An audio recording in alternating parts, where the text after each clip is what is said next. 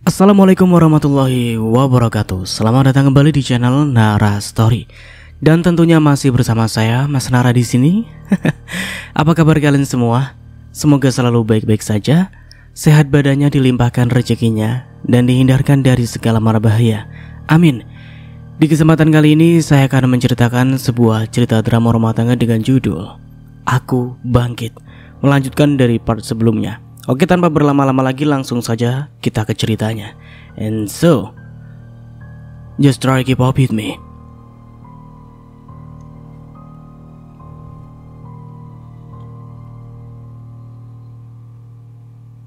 Rasanya Arin seperti masih di zaman ketika dia belum menikah. Melakukan semuanya sendirian, dan dirinya mungkin dianggap cukup memenuhi kebutuhannya sendiri oleh Arman. Lantas jika begitu pemikiran Arman, lalu untuk apa mereka menikah selama ini? Arin justru berjuang sendiri dan suaminya tidak pernah memberikan dia uang yang cukup meskipun gajinya sangatlah banyak. Rin, kebutuhan ibu dan juga Susi juga banyak. Arman masih tetap pada pendiriannya sendiri, sedangkan Arin sudah muak. Bukan muak dengan pernikahan ini, tetapi muak dengan keadaan. Dia hanya ingin suaminya itu berlaku adil. Arin memiliki suami, tetapi rasanya dia seperti tidak memiliki suami sama sekali. Itu yang sangat dia sesalkan. Arin bukan menyesal karena menikah dengan Arman, melainkan dia menyesal karena memiliki suami yang tidak bisa tegas. Terserah mas, aku pusing mendengarkan alasan kamu yang selalu itu saja. Kamu beralasan kebutuhan mereka sangat banyak. Oke, mereka memang tanggunganmu, tapi Susi juga masih bisa menggerakkan tangan dan kakinya. Selain dia harus kuliah, tetapi banyak kok anak-anak kuliah di luar sana yang juga kerja untuk menyambung perekonomian keluarga. Mereka dapat duit untuk diri mereka sendiri, untuk mencukupi kebutuhan mereka sendiri. Kalau apa-apa kamu, semuanya kamu, dan hanya kamu yang berusaha, aku tidak akan yakin rumah tangga kita akan bertahan, mas. Tetesan air mata yang membasahi pipi justru tidak membuat Arman tergerak sedikit pun. Laki-laki itu jelas saja salah paham dengan apa yang disampaikan oleh sang istri. Apa kamu merencanakan untuk berpisah dariku, Rin? Pikir saja sendiri. Tukas Arin penuh keyakinan. Arin tidak akan merencanakan perpisahan dengan Arman jika Arman pun bisa berubah. Tetapi jika tidak ada yang bisa diperbaiki dari hubungan mereka, entah apa yang Arin harapkan lagi. Tunggu, Arin. Arman kembali mencegah Arin yang hendak memasukkan seluruh pakaiannya ke dalam koper kecil tersebut. Apa? Dan siapa laki-laki lain yang mempengaruhimu seperti ini? Arin yang sudah bad mood semakin muram saja ketika pertanyaan seperti itu terlontar. Seolah-olah suaminya sedang menuduhnya berselingkuh dan ada laki-laki lain yang mempengaruhinya. Apa? Laki-laki lain yang mempengaruhiku? Kenapa kamu tidak berpikir jika laki-laki yang mempengaruhiku adalah dirimu sendiri? Kamu yang membuatku berubah seperti ini, dan kamu juga yang membuatku berani melawan ibumu. Kamu yang menyatukan kami di rumah ini, dan karena kamu pula lah yang menyebabkan keretakan rumah tangga di antara kita. Mulai detik ini, aku akan pergi dari rumah ini. Silahkan lakukan apapun sesuai dengan kemauanmu. Aku menyerah. Sedangkan di tempat lain, Bu Marni tampak memarahi Susi yang saat itu terlalu ikut campur tentang masalah dirinya dan Arin. Bu Marni kemudian menggandeng lengan putri bungsunya menuju ke halaman rumah belakang dan berusaha menasehati. Seharusnya kamu itu tidak perlu menampar kakak iparmu itu, katanya sembari melirik ke arah belakang. Takut saja jika Arin tiba-tiba hadir di sini dan membuat masalah mereka semakin runyam. Karena jika dipikir-pikir kembali, Bu Marni tentu saja tidak akan membiarkan Arin pergi dari sini begitu saja. Alasannya sudah jelas, karena ingin memperlakukan menantunya itu sebagai pembantu. Kalau sampai Arin pergi dari sini, entah siapa yang akan mencuci pakaian miliknya dan juga membereskan seluruh pekerjaan rumah. Tentu akan menyita waktu dan juga tenaga. Untuk membawa pakaiannya ke laundry pun Bu Marni juga tidak memiliki uang lebih. Selain uang dari Arman, dia tidak memiliki pemasukan lain. Sedangkan Bu Marni sendiri tengah kebingungan karena terjerat hutang pinjaman online dan bank keliling. Mulutnya sudah terlalu kelewatan, Bu. Aku tidak terima dia mengata-ngatai ibu seperti tadi. Sakit hati aku, Bu.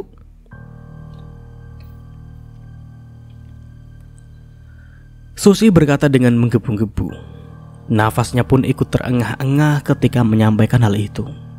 Dia memang paling tidak suka dengan kakak iparnya yang berpendidikan rendah itu. Tapi kalau Arin sampai pergi dari sini, ibu juga yang repot. Sebaiknya kita harus memperbaiki sikap supaya dia mau tinggal di sini lagi. Sayangnya ketika mereka kembali ke dalam rumah, Arman dan Arin sudah tidak berada di sana. Hei, kemana mereka pergi? Aduh Bu, bajuku belum dicuci, jangan sampai Mbak Arin minggat. Itu tidak akan ibu biarkan, Sus. Sudah diam. Tunggu sebentar. Masmu pasti sedang membujuk wanita udik itu lagi. Kalau ibu yakin sih, Arin pasti mau kembali. Secara mau kemana dia jika nggak di sini? Rumah ibunya itu loh sempit. Mana bisa dia tinggal di sana lagi? Sedangkan kakaknya bejibun di sana satu rumah. Arin, mengapa kamu berubah seperti ini sih? Arman berusaha mencegah kepergian Arin. Dia seperti laki-laki yang mengemis cinta seorang wanita supaya tidak meninggalkannya. Sayang sekali, hal itu Arman lakukan semata-mata bukan karena dia takut kehilangan Arin, tetapi takut jika ibunya marah kembali karena dia tidak bisa membuat Arin tetap tinggal. Melihat sorot sang surya yang mulai terlihat dari ufuk timur sana dan semburat jingga kemerahan menambah keindahan cakrawala, nyatanya tidak membuat hati Arin begitu bahagia. Dulu pernikahan adalah hal yang paling dia impikan, dan memiliki suami adalah hal terindah yang pernah dia bayangkan. Nyatanya ketika dihadapkan dengan masalah seperti ini, semua bayangan indahnya itu sirna begitu saja. Dan Arin justru merasa bahwa pilihannya saat ini salah. Aku berubah karena tekanan yang kudapatkan terlalu banyak, Mas. Kamu tidak sadarkah jika kamu yang menyebabkan semua itu terjadi? Kamu... Tidak ada teriakan seperti tadi. Arin berusaha meredam kekesalan dalam dirinya pagi ini. Entah puasanya sah atau tidak ketika dia marah-marah seperti ini, tetapi dia tetap akan melanjutkannya.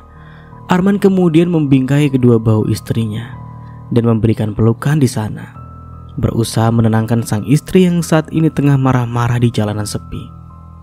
Arin, Mas minta maaf karena tidak bisa membuatmu bahagia. Kita sudah sepakat menikah dan mempertahankan rumah tangga kita. Kamu juga tahu jika aku memiliki seorang adik dan juga ibu berstatus janda yang harus aku bahagiakan. Arin menghapus cairan bening sialan yang menetes di wajahnya. Ia kemudian menjatuhkan koper tersebut, lalu mendudukinya. Sedangkan sang suami yang berada di hadapannya pun turut memegangi kedua telapak tangannya. Mungkin laki-laki itu sedang berusaha membujuknya. Namun Arin berusaha meredam kekesalan dalam otaknya, tetapi tidak bisa.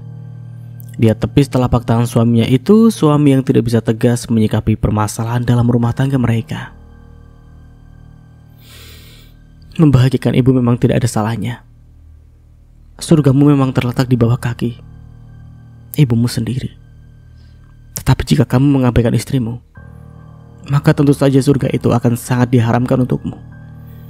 Sekarang aku mau bertanya lagi samamu, Mas. Jika kamu ingin mempertahankan rumah tangga ini, ikutlah bersamaku dan tinggal berdua saja. Aku tidak ingin rumah mewah, aku tidak ingin kontrakan yang mahal, tetapi paling tidak jangan satukan istrimu dengan adikmu ataupun ibumu. Arin menatap lekat ke arah manik hitam yang juga menyeratkan keresahan di sana. Entah laki-laki itu resah karena dia ingin pergi dan tidak ada lagi yang bisa mereka suruh-suruh di rumah tersebut, atau justru laki-laki bergelar status sebagai suaminya itu benar-benar resah karena dia akan pergi. Lalu lambat laun perasaan mereka memudar dan pernikahan mereka berada di ujung tanduk. Keheningan yang tercipta di antara dirinya dan juga Arman membuat Arin yakin bahwa tidak ada yang bisa dipertahankan lagi ketika suaminya tidak mau menjawab sepatah kata pun pernyataan yang dia sampaikan. bangkit dari tempat duduknya, kembali menegakkan punggung, dan Arman pun melakukan hal yang sama.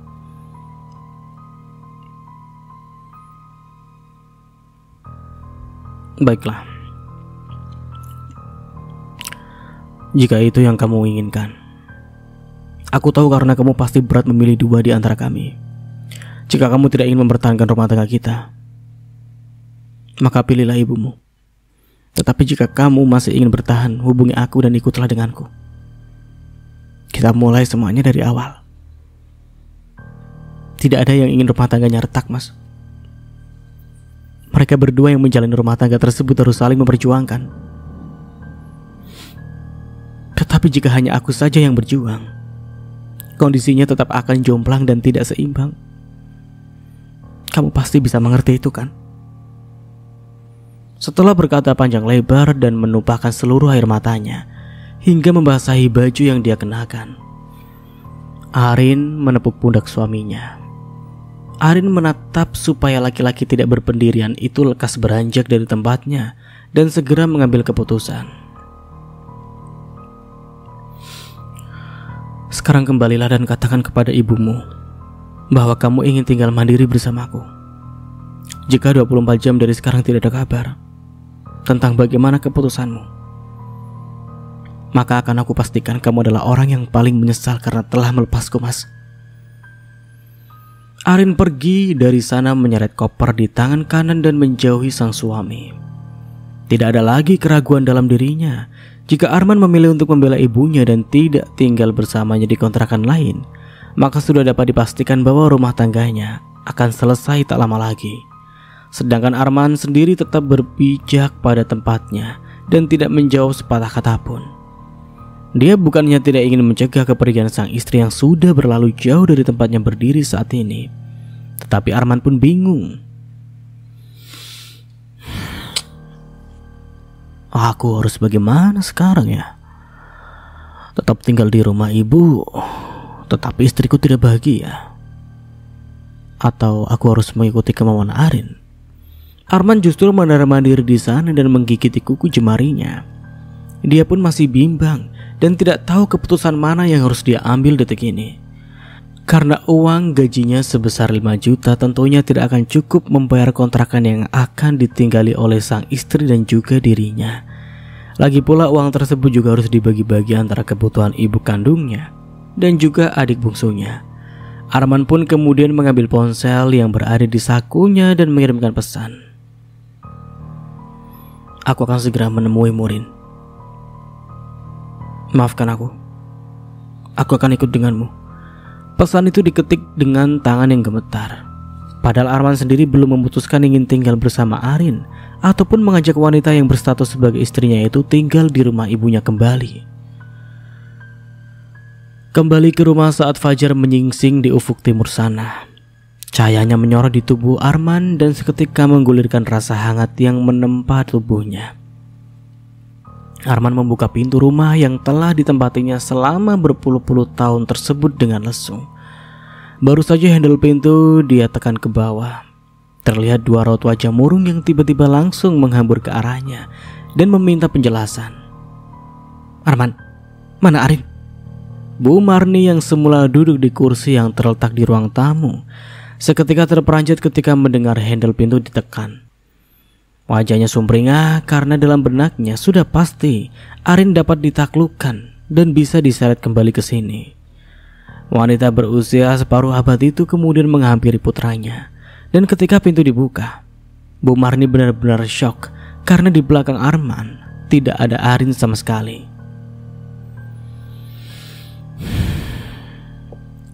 Dia pergi, Bu.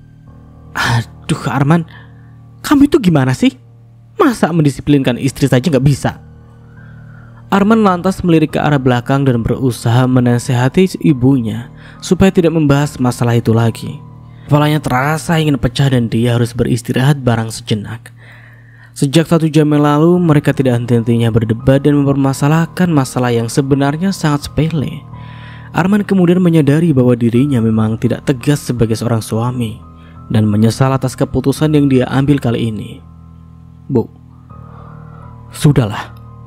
Jangan bahas ini dulu, aku pusing. Dan aku harus pergi ke kantor sekarang.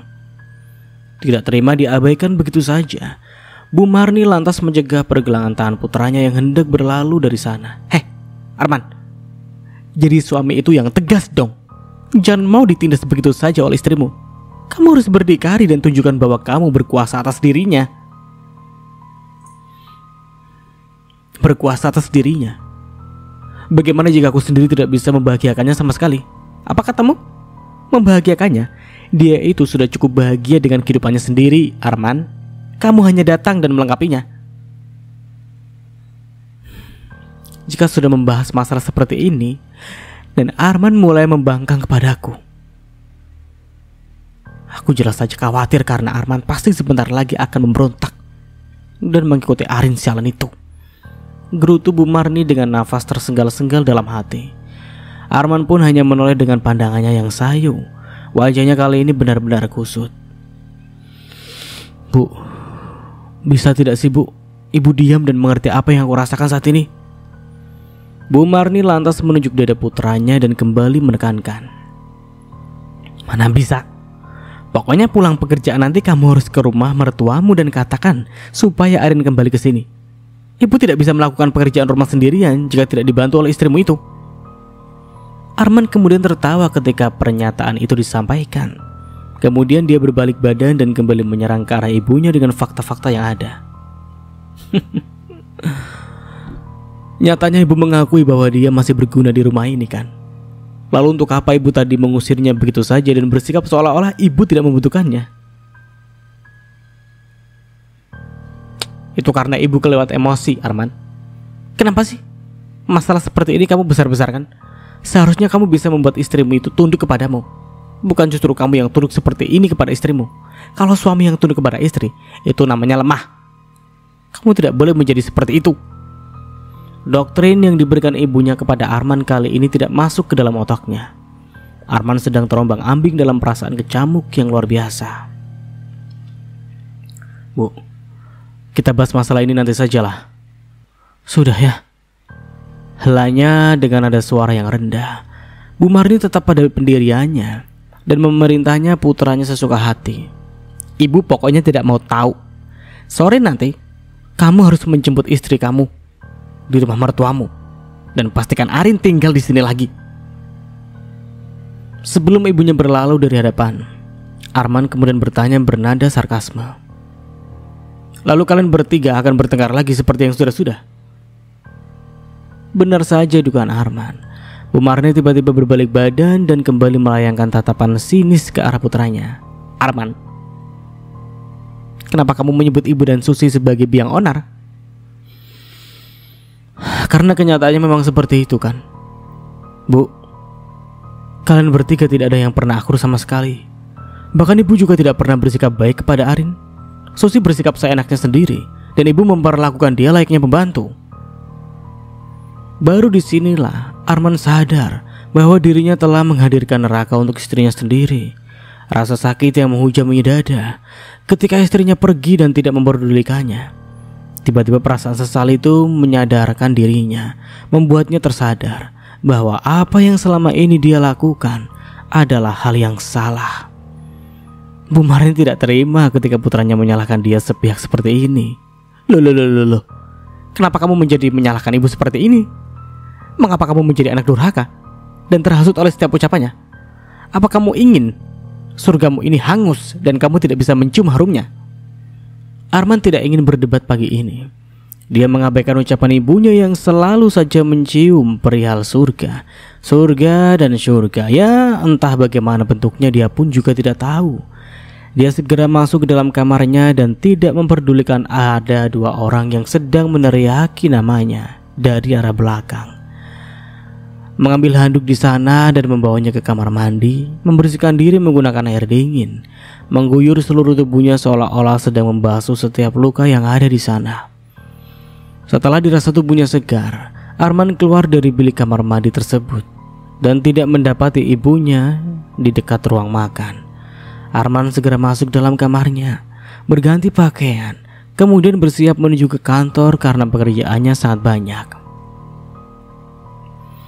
Arman kembali bekerja seperti biasanya. Dia mencoba fokus, namun tidak bisa karena istrinya juga tidak kunjung memberikan balasan pada pesan yang dia kirimkan.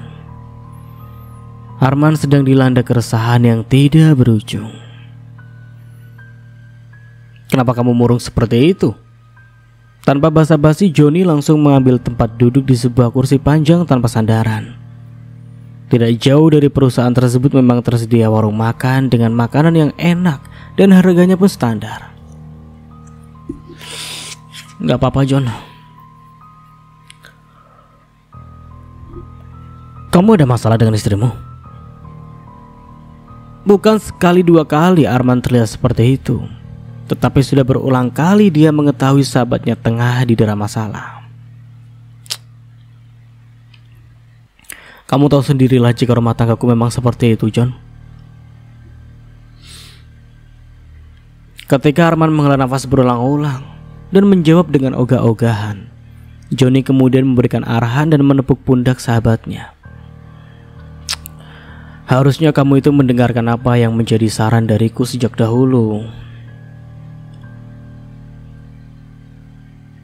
Semua itu harus melalui banyak pertimbangan, John. Tidak serta-merta menetap dan bisa dieksekusi begitu saja karena segala sesuatu perlu dipikirkan matang-matang. Itulah gunanya menjadi suami. Kita harus tegas. Kamu pasti bingung ketika memilih istri ataupun ibumu yang wajib kamu bahagiakan. Tetapi ketahuilah, ketika kamu membahagiakan istrimu, maka kamu akan menemukan jalan untuk bersikap adil di antara mereka dalam segi apapun. Hanya itu yang ingin aku katakan kepadamu. Aku tidak ingin menghakimu ataupun ikut campur tentang masalah kalian.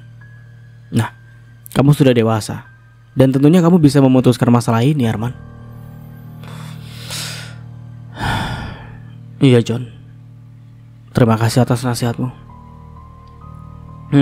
Sekarang kita harus makan, mengisi energi, dan kembali bekerja seperti biasanya." Arman menyelesaikan pekerjaan tepat waktu. Ketika waktu menunjukkan pukul 04.30 sore, dia sampai di rumah ibu mertuanya, tetapi bukannya disambut oleh sang istri. Justru ibu mertuanya pun juga heran dan bertanya kepada Arman, "Loh, Arin tidak kesini sama sekali itu? Apa dia tidak berpamitan kepadamu ketika ingin pergi?" Arman semakin cemas, tapi dia tidak menunjukkan raut wajah biasnya pada sang ibu mertua. "Oh, nggak kesini ya, Bu? Atau Arin memang belum pergi dari kesini? Tadi pagi dia sempat berpamitan padaku jika dia ingin kemari, Bu. Aku tidak tahu jika saja dia ternyata belum pergi dari sini." Bohongnya. Arman tersenyum. "Mohon maaf, Bu. Tadi memang tidak sempat menghubungi Arin dan langsung menuju ke sini saja tanpa bertanya kepada lebih dulu."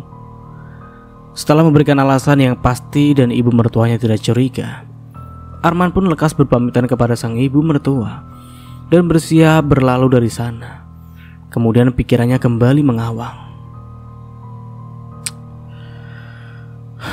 Apa Arin pergi bersama laki-laki yang mempengaruhinya ya? Jika iya, lalu kemana tujuannya sekarang? Karena hasutan dari ibunya, Arman kini semakin tidak memiliki pendirian sedikit pun. Laki-laki itu tentu saja berpikiran buruk ketika istrinya tidak dapat dihubungi dan keluar dari rumah tanpa memiliki tujuan yang jelas. Pria itu kembali ke rumahnya sendiri dan sampai rumah pun pikirannya juga masih mengambang. Dikarenakan celotehan dari ibunya tentu saja membuat dia semakin suntuk. "Arman, kamu gak jadi cari Arin?" "Sudah, Bu." Laki-laki itu menjawab sebisanya saja. Kendati pikirannya sudah sangat buntu dan tidak memiliki jalan keluar lain untuk menyudahi permasalahan di antara dirinya dan istrinya. Bu Marni tampak celingak-celinguk, kedua bola matanya yang sedikit sipit itu melirik ke kanan dan ke kiri. Menantu yang tidak diharapkan nyatanya tidak ikut pulang bersama putranya, sehingga angan-angannya untuk menyuruh Arin ini dan itu sesuka hatinya tidak terlaksana sama sekali. Dia sangat kecewa karena tak ada orang yang bisa dia suruh-suruh. Lah, kalau sudah mana orangnya? Kenapa kamu tidak membawanya ke sini dan justru pulang sendirian? Apa kamu tidak bisa membujuk istri gembelmu itu supaya kembali lagi ke rumah ini? Bu, bisa nggak sih jangan kata-kata istriku seperti itu? Ucapan ibunya yang seperti inilah terkadang yang membuat dia kesal. Namun untuk penyangga setiap ucapan yang dikatakan oleh surganya, ia tidak bisa. Wanita tua itu kemudian melipat tangannya di depan dada, sembari menyandarkan punggungnya di ambang pintu. Alah, kenyataannya juga seperti itu. Istrimu itu memang tidak becus berdandan sama sekali. Dia memang tidak tahu caranya menyenangkan suami ketika pulang ke rumah. Kalau dia pandai menyenangkan suami, pulang bekerja harusnya dia menyambutmu dengan dandanan yang wangi, bukan malah bau tepung dan juga telur yang begitu anyir. Cibirnya terus menerus hingga membuat Arman jengkel. Arman kemudian enggan menjawab setiap pertanyaan yang dilontarkan oleh ibunya. Bukannya mendapatkan jalan keluar atas masalah yang sedang dihadapi, tetapi dia justru semakin suntuk. Karena ibunya tak dapat melihat sedikit saja kebaikan yang Arin perbuat untuk mereka bersama. Setelah membersihkan dirinya dan beristirahat sejenak di kamar, Arman membuka kembali pesan chat miliknya dan melihat bahwa Arin sudah melihat isi pesan yang dia kirimkan. Loh, dia membaca pesanku tapi kenapa tidak membalasnya sama sekali sih? Dia takut Arin meninggalkannya dan justru minggat bersama lelaki lain. Itu yang paling Arman takutkan dalam hidup ini. Arman dirundung keresahan. Laki-laki itu yang hendak mengistirahatkan tubuhnya di atas kasur empuk lantas beranjak dari sana. Arman menegakkan punggungnya sambil menekan ikon telepon genggam yang berada di sebelah kanan nama Arin. Tut. Sial. Kenapa dia tidak menerima panggilan teleponku sama sekali sih? Apa dia sedang bermesraan bersama lelaki di luar sana? Atau justru pikirannya semakin terkoneksi dengan hal-hal buruk? Di kepala Arman dipenuhi dengan negative thinking hingga sebuah praduga muncul di benaknya. Bagaimana jika Arin sedang... Arman buru-buru menghubungi istrinya kembali untuk kesekian kalinya. Namun panggilan itu hanya berdering dan si empunya tidak menjawab panggilannya satupun. Sementara itu di tempat lain, Arin sebenarnya sedang beristirahat dengan tenang tanpa gangguan. Sejak pagi tadi dirinya memang berkeliling mencari sebuah kontrakan dengan budget minimalis yang sesuai dengan kantongnya. Sampai siang harinya barulah dia mendapatkan kontrakan yang pas. Setelah mendapatkan kontrakan tersebut dan mengisi dalam kontrakannya dengan berbagai perabot seperti tabung gas, kompor, dan juga lemari plastik, Arin segera beristirahat dan merebahkan tubuhnya yang benar-benar lelah. Hingga dia tidak sadar bahwa malam menjelang dan dirinya pun terlewat waktu buka puasa. Dan ketika waktu menginjak pukul 7 malam, Arin baru saja membuka ponselnya. Ketika mengaktifkan jaringan data, bertubi-tubi pesan muncul pada aplikasi chat miliknya, sehingga dia memilih untuk mengabaikan, karena yang paling banyak mengirim pesan adalah suaminya sendiri. Arin, kenapa kamu tidak mengabari di mana tempat tinggalmu sekarang? Itu adalah pesan terakhir sebelum Arin kembali mengaktifkan mode pesawat. Dia bergegas menuju dapur miliknya dan membuat mie instan untuk mengganjal perut yang benar-benar keroncongan. Setelah menyantap semangkuk mie instan, Arin kembali termenung dan memikirkan apa yang akan dia lakukan sekarang.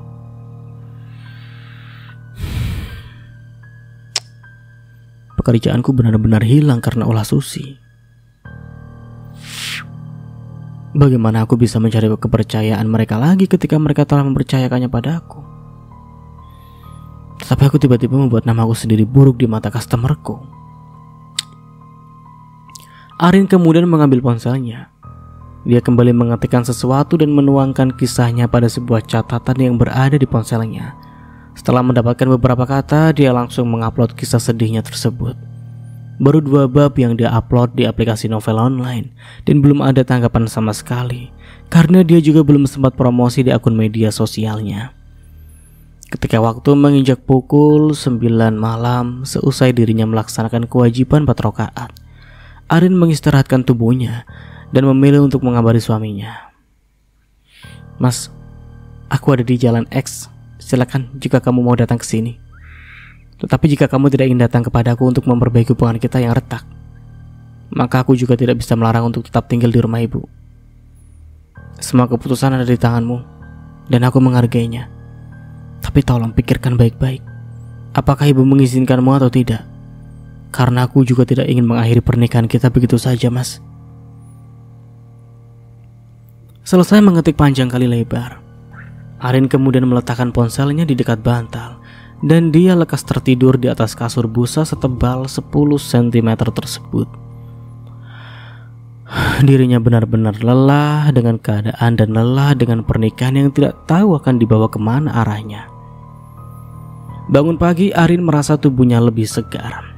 Dirinya memang sengaja mengistirahatkan tubuhnya lagi seusai menjalankan 2 rakaat subuh pagi tadi. Ketika dia ingin berbelanja dan membuka pintu rumahnya, tiba-tiba Arin dikejutkan dengan sosok laki-laki yang sudah duduk di sebuah kursi tunggal yang terletak tidak jauh dari pintu tersebut. Setelah diteliti kembali, ternyata laki-laki itu adalah Arman. Secara spontan, Arin lantas menggoyangkan lengan pria itu dengan memanggilnya supaya Arman lekas terbangun dari tidur lelapnya. "Mas!" Laki-laki itu menggerakkan dan seketika berdiri ketika melihat guncangan dari tubuh bagian kanannya.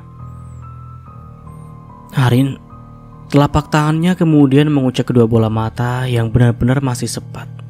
Dia telisik kembali apakah yang ada di hadapannya benar-benar Arin atau tidak. "Ngapain kamu di sini, Mas? Aku menunggumu sejak malam." Sejujurnya, Arman merasa malu karena Arin nyatanya baik-baik saja ketika berjauhan darinya. Entah apa yang akan dia sampaikan lagi setelah ini. Tetapi satu yang pasti, wajahnya tidak kuasa menatap Arin lagi. "Menungguku?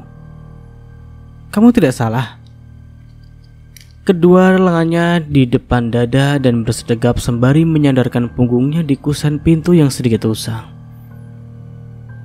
Arin juga memandang suaminya sejenak. Tetapi karena rasa cinta yang dia rasakan begitu luar biasa, maka dia tidak kuasa mengabaikan laki-laki itu. "Tentu saja tidak. Aku datang kemari pukul 11 malam dan kamu ternyata sudah tertidur. Aku menghubungimu berulang kali dan mengetuk pintu, tetapi kamu tidak kunjung membukakan pintu untukku. Sehingga aku tertidur di sini."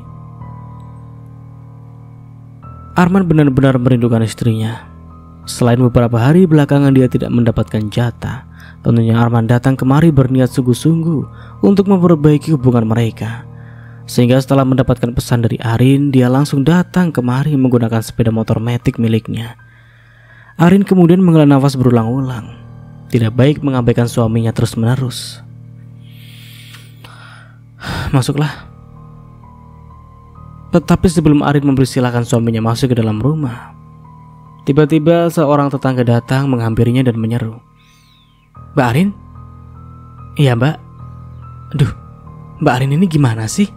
Bukannya sudah diberitahu oleh Pak RT yang rumahnya ujung sana, sekaligus pemilik kontrakan kita ini, supaya kita tidak membawa laki-laki lain ke rumah. Sudah dilarang kok ngeyel sih?" Wanita itu menunjuk dan menyelidiki penampilan Arman yang benar-benar mencurigakan baginya. Dia juga mengambil ponsel yang berada di saku celana dan segera mengirimkan pesan kepada Pak RT supaya datang kemari. Loh, memangnya kenapa? Arin yang belum mengerti apa maksud wanita itu berkata seperti tadi, mengerutkan keningnya dalam-dalam dan memindai ekspresi di wajah wanita berusia 30 tahunan itu. "Nanti terjadi fitnah, Mbak. Mbak mau digerebek warga dan dinikahkan paksa. Jangan membuat ulah karena Mbak adalah orang baru." Tunjuknya wanita bernama Sari itu menatap sinis, sedangkan Arin sendiri tertawa terbahak-bahak. Dia memang belum menjelaskan apapun kepada para tetangganya bahwa dia telah memiliki seorang suami. Tetapi dia sudah menjelaskan segala hal kepada ketua RT setempat.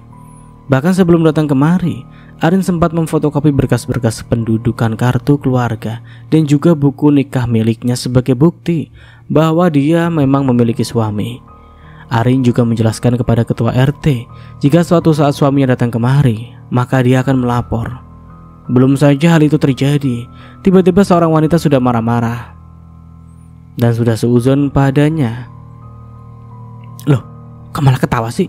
Dibilangin malah ngeyel. Aku hanya tidak mau kamu terkena masalah dan para tetangga di sekitar sini terkena nasib sial karena perbuatan Mbak Arin. Mbak, ini suami saya. Setelah menjelaskan dan menepuk punggung suaminya, ternyata ucapan Arin tidak dipercayai oleh wanita itu sama sekali. Masa? Wanita itu kembali bertanya dengan nada tak yakin, seolah-olah tidak percaya dengan apa yang disampaikan oleh Arin saat ini. Karena keributan ini menimbulkan banyak warga yang berkerumun di depan rumahnya. Arin tidak memiliki pilihan lain selain membuktikannya kepada mereka semua bahwa dia tidak memiliki niat apapun. Kalau tidak percaya, tunggu di sini sebentar. Sehingga Arin kemudian masuk ke dalam kontrakannya kembali, mengambil sebuah buku nikah yang terletak di lemari plastik yang baru saja dibeli. Kemudian Arin datang kembali ke depan rumah dan menjelaskan segalanya kepada para tetangga kepo tersebut. Ia menyodorkan buku nikah yang dia buka dan mencocokkannya pada KTP yang dia bawa juga. Tidak lupa Arin juga membawa kartu keluarga yang dia punya, supaya wanita ini bungkam dan tidak menuduhnya yang tidak-tidak. Ini Mbak, mohon bapak-bapak dan ibu-ibu lihat di sini. Ini KTP saya dan ini adalah kartu keluarga saya. Di situ juga sudah jelas bahwa saya telah menikah dengan suami saya beberapa bulan yang lalu. Saya memang datang kemari sendiri karena suami saya masih bekerja di tempat lain, sehingga dia baru saja menyusul malam hari tadi dan sudah tidak menyangka karena suami saya mengatakan ingin datang siang hari ini setelah mendapatkan cuti. Arin terpaksa berbohong. Toh ini semuanya dilakukan untuk menutupi aib suaminya kan? Melihat tidak ada tingkat kepercayaan kepada mereka berdua, akhirnya Arman membuka mulutnya dan memberikan pembelaan. Benar Bu, Pak, saya sebenarnya bersama Arin memang tinggal di rumah mertua. Maka dari itu kami memutuskan untuk pindah ke kontrakan yang berada di sini. Setelah mereka satu persatu yang berkerumun di depan rumah itu melihat identitas maupun buku nikah Arin dan mencocokkannya, beberapa menit setelahnya barulah mereka percaya. Saya juga sudah mengatakannya kepada Pak RT, tetapi saya lupa mengatakannya kepada para tetangga yang lain. Karena kemarin saya pulang, masuk ke dalam rumah dan beristirahat. Oh, ya udah kalau begitu kami percaya dan mohon maaf ya karena kami menuduh Mbak Arin dan Mas Arman yang bukan-bukan. Setelah masalah itu selesai, mereka semua bubar dan pasangan pengantin baru ini masuk ke dalam rumah. Duduk di atas tikar motif Doraemon yang dibeli oleh Arin. Arman duduk bersila. Di hadapannya terdapat Arin yang juga menatapnya lekat. Kamu sudah mendapatkan izin dari ibu untuk tinggal di sini? Sudah, jangan bohong. Kamu pasti tidak meminta izin lebih dulu pada ibu kan? Aku tahu bagaimana dirimu.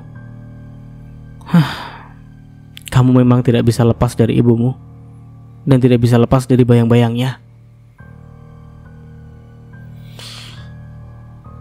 Arin menatap jengah ke arah Arman yang saat itu tidak menunjukkan raut wajah ingin memperbaiki hubungan mereka. Laki-laki itu hanya menatapnya atas dan bawah seolah-olah hanya membutuhkan untuk pelepasan biologis saja. Aku datang kemarin untuk memperbaiki hubungan kita, Rin. Tolonglah jangan seperti itu lagi dan menuduhku yang bukan-bukan. Faktanya memang seperti itu kan, Mas? Rin. Mas, kamu niat memperbaiki hubungan kita atau tidak? Mengapa kamu bertanya seperti itu?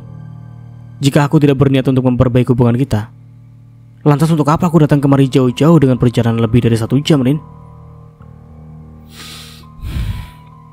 Kalau benar begitu niatmu, bagaimana jika mulai bulan depan kamu memberikan aku sebagian uang gajimu? Bukan hanya uang 500 untuk sebulan, karena kita hanya tinggal berdua saja di sini.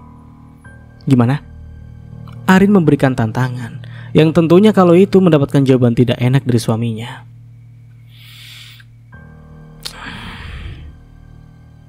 Aku tidak bisa melakukannya tinggal di sini ataupun tinggal di rumah ibu. Itu jatahmu sama saja. Mendengar pernyataan itu yang disampaikan, Arin sekitar naik pitam. Ya sudah, jika seperti itu keinginanmu, Mas. Jika kamu sudah memutuskan demikian, maka jangan salahkan aku jika aku menuntut dan menggugat cerai dirimu. Kau tak memberi nafkah yang layak. Dek, kamu kok bilangnya gitu sih? Entah mengapa pernyataan yang disampaikan oleh Arin tadi benar-benar melukai harga dirinya. Lalu aku harus bagaimana, Mas? Nafkah itu tanggunganmu dan itu wajib kamu berikan kepadaku. Suasana di ruangan tersebut semakin memanas dan ketegangan masih tercipta seperti semula. Salah satu dari mereka tidak ada yang mau mengalah sama sekali, tidak terkecuali Nama sendiri. Kamu kan juga bisa cari uang sendiri sih, Dek. Pernyataan Arman kali ini benar-benar membuat Arin naik pitam. Dia langsung beranjak dari tempat duduknya dan menuju ke wajah suaminya, mengeluarkan sikap aroganisnya, menunjukkan bahwa dia bukanlah wanita yang lemah dan akan selalu menuntut lagi ketika suaminya memperlakukan seperti itu. Meski aku bisa, tapi kamu tetap wajib memberi, Mas. Arin tidak meminta banyak. Dia tahu memang tanggungannya seorang anak laki-laki kepada ibunya dan juga kepada adik perempuannya. Tetapi tidak begini juga caranya. Jika Arman hanya memberi uang sebesar 500.000 saja, apa bedanya dia seperti semasa lajang dulu? Bahkan gajinya saat bekerja dulu masih lebih besar daripada uang pemberian Arman. Lah itu 500.000 memangnya masih kurang? Kamu ingin membeli apa sih? Kamu juga tidak pernah memberi keperluan rumah. Bukankah lebih baik kuserahkan kepada ibu saja untuk mengatur semua keuangan? Toh selama ini kita juga numpang tinggal di rumahnya kan? Astagfirullah, Mas. Coba kamu tanya berapa nafkah yang diberikan temanmu untuk istrinya? Ya jelas banyak lah, Dek. Pembawaan Arman yang tenang kali ini justru membuat Arin kesal bukan main. Nah itu kamu tahu. Tapi mereka kan udah punya anak. Ya wajar diberi uang yang banyak karena mereka juga ketambahan anggota keluarga baru. Nah sedangkan kita kan juga belum memiliki anak. Dan kamu harus pandai-pandai mengatur uang itu setiap bulannya. Nafas Arin menderu. Ia mengepalkan tangan di samping tubuhnya dan tidak sanggup lagi menghadapi laki-laki yang bisa dikatakan bodoh ini, tolol. Bukan bermaksud untuk merendahkan suaminya, tapi Arin hanya menuntut keadilan. Jika laki-laki itu tidak bisa membahagiakannya dalam porsinya, bukankah dia lebih baik sendiri? Mencari apa-apa sendiri? Kalau hanya ingin dinaiki dan memiliki status suami tetapi tidak diberikan uang nafkah yang cukup, lantas untuk apa hubungan rumah tangga itu dipertahankan? Arin lama-kelamaan akan tersiksa dan tidak bisa merasakan kebahagiaan pernikahan yang sesungguhnya. Masalah itu terlalu complicated. Mulai dari mertua yang toksik, ipar menyebalkan, dan juga soal keuangan. Arman yang tidak jujur, tidak adil. Entahlah, Arin juga tidak dapat memprediksi sampai kapan pendiriannya bisa bertahan. Kemudian dengan kekesalan hati yang mendalam, Arin meluapkan semua amarahnya yang meledak-ledak bagikan erupsi gunung berapi. Mas, aku rasa kamu bukan laki-laki dungu yang harus aku jelaskan ini dan itu. Kamu mengetahui jika ibumu tidak rela jika kamu menikahi wanita sepertiku. Maka dari itu dia tidak ikhlas jika uangmu kamu berikan kepada wanita yang memang berhak. Aku tidak menuntut banyak, tetapi paling tidak berikan aku 1 juta setiap bulannya. Aku akan berusaha memutar uang itu supaya tetap sampai ke bulan berikutnya. Jika hanya kamu berikan 500, itu artinya kamu memang laki-laki yang pelit dan juga perhitungan. Merasa tidak terima dikatai pelit dan perhitungan seperti ucapan istrinya tadi, Arman pun beranjak dari tempat duduknya. Belum sempat laki-laki itu mengucapkan sanggahan yang ingin dia sampaikan, Arin justru menohoknya kembali dengan kalimat-kalimat pedas yang membuat nyaris tak dapat berkata-kata. Sudahlah, jika kamu tidak ingin memberikan apa yang aku inginkan dan apa yang aku butuhkan, aku akan berusaha untuk mewujudkan semua impianku sendiri. Semoga aku tetap sabar menghadapi dirimu. Pembicaraan tidak menemui titik terang. Arin tinggalkan drama yang saat itu masih mematung di atas tikar dan tidak menunjukkan adanya tanda tanya untuk mengejarnya. Terserah, Arin pun tidak mau peduli. Bahkan jika malam semakin larut dan Arman menuntut untuk dikenyangkan, Arin memilih untuk mengabaikan pria itu untuk memberitahu betapa kecewanya dia terhadap suaminya. Arin, ayo mas, butuh loh, sebentar. Laki-laki itu berusaha membujuk, tapi sekali lagi hati sang wanita sudah sekeras batu dan tidak bisa dilunakkan begitu saja. Aku juga butuh, Mas. Meskipun sudah kewajibanku untuk melayanimu, tetapi jika pernyataanmu seperti tadi membuatku sakit hati, sehingga kita berdua memang tidak perlu melakukannya. Karena jika aku lakukan dengan penuh keterpaksaan, semuanya tentu saja tidak akan nyaman. Maaf untuk kali ini. Arin memilih untuk tenggelam kepada dunianya sendiri. Dia membelakangi punggung sang suami dan berbaring menghadap ke tembok. Dia membuka halaman media sosial untuk mengurangi rasa suntuk dalam hatinya. Ketika ia membuka aplikasi F, ia sedikit terkejut ketika melihat sebuah curhatan seorang wanita yang berada di sebuah grup media sosial berwarna hijau. Di sana wanita itu juga mengungkapkan unek-uneknya dan ditulis dengan lengkap. Seketika Arin menggeser jarinya untuk menekan tombol komentar dan melihat saran-saran dari orang-orang yang mengikutinya grup tersebut. Banyak masukan maupun nasihat yang diberikan oleh komentator itu kepada sang pembuat postingan. Ada juga yang menyuruh untuk segera mengakhiri, dan ada juga yang meminta untuk tetap bertahan. Entahlah, Arin pun bingung jika harus dihadapkan dengan situasi seperti itu. Kemudian karena masih jenuh, dia juga turut mengikuti grup tersebut dan men-scrollnya sampai ke bawah. Hingga beberapa saat kemudian sebuah ide tercetus di benaknya, dan Arin akan menekuni hal tersebut. Sudah 1 bulan berlalu, badai tak berlalu. Justru gemuruh dan petir bersautan semakin menerpa. Tidak ada perkembangan dalam hubungan Arin dan Arman. Justru pria itu malah jarang sekali pulang. Bahkan hanya untuk memberi kabar saja. Arman kerap kali tidak sempat. Baiklah, jika itu yang kamu inginkan. Ibumu pasti sudah mendoktrin pikiranmu kembali supaya tidak melakukan apa yang kamu inginkan, dan supaya kamu menurut kepadanya. Batin Arin, ia juga fokus pada pekerjaannya dan memulai mencari customer yang baru di sekitar situ. Namun ketika dirinya hendak mengantarkan beberapa pesanan kue ke rumah tetangganya, ia dikejutkan dengan kedatangan seorang wanita yang sangat dia kenali. Ibu. Arin meletakkan kantung kresek merah besar tersebut yang berisikan aneka kue dan memilih menyalami ibunya dengan takzim. Bahkan dirinya sampai lupa mengucapkan salam, dan akhirnya sang ibulah yang memulai salam itu lebih dulu. Assalamualaikum. Waalaikumsalam. Arin kebingungan mencari alasan apa yang akan dia sampaikan terkait kepindahannya tanpa menghubungi kedua orang tuanya terlebih dahulu. Dia kemudian mengajak ibunya masuk dan duduk di sebuah tikar, lalu menyodorkan teh hangat kepada ibunya. Ternyata kamu tinggal di sini, Rin.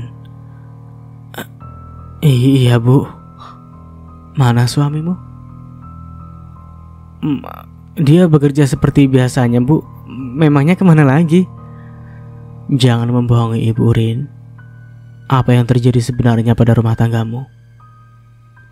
Berusaha mencari tahu apa yang sebenarnya terjadi karena ketika Bu Santi datang berkunjung ke rumah, biasanya untuk memberikan sesuatu kepada Arin, ternyata dia tidak mendapati sang putri berada di sana. Semua itu bukan diungkapkan oleh besannya, melainkan diucapkan oleh beberapa tetangga yang mengetahui bahwa dirinya keluar dari rumah tersebut. Sehingga Bu Santi mencari tahu di mana keberadaan Arin saat ini, lalu menghampiri putrinya yang saat itu justru hendak bepergian. Bu, jika ada masalah mengenai rumah tanggaku, aku akan membicarakannya dengan Ibu. Ibu tidak perlu khawatir dan tidak perlu mencemaskan aku. Selagi rumah tanggaku baik-baik saja, maka Ibu tetap harus berpikir positif, kata Arin berusaha menutupi masalah yang sedang dihadapi. Dia tidak mau menyebut dengan gamblang jika suaminya tidak memberikan nafkah yang layak, karena tentu Arin tahu bagaimana perangai ibu kandungnya ini yang sangat menyayanginya. Wanita itu tidak akan terima ketika putrinya diperlakukan dengan semena-mena dan banyak hal lain yang terlalu menyakitkan. Sehingga kali ini dia membungkam mulutnya adalah hal yang diperlukan supaya masalah tidak melebar kemana-mana.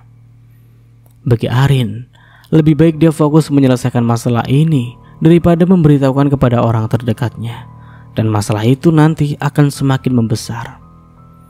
Jika ibunya sudah ikut campur, maka titik temunya tentunya tidak akan pernah ditemukan. Cukup Bu Marni saja dan ibunya tidak perlu ikut-ikutan. Itu yang akan menjadi pikiran Arin. Setelah meletakkan cangkir teh hangat tersebut ke atas tatakannya, Bu Santi menatap kembali ke wajah putrinya yang terlihat sangat tirus dan menyedihkan. Seringkali dia bertanya-tanya, apakah Arin menyembunyikan masalah besar di belakangnya? Atau memang takut untuk sekedar berterus terang? Ingin mengulik lebih dalam, namun nyatanya Arin selalu menutupi masalah apapun. Sehingga kini yang bisa dia bosan dilakukan adalah diam dan menunggu Arin berbicara.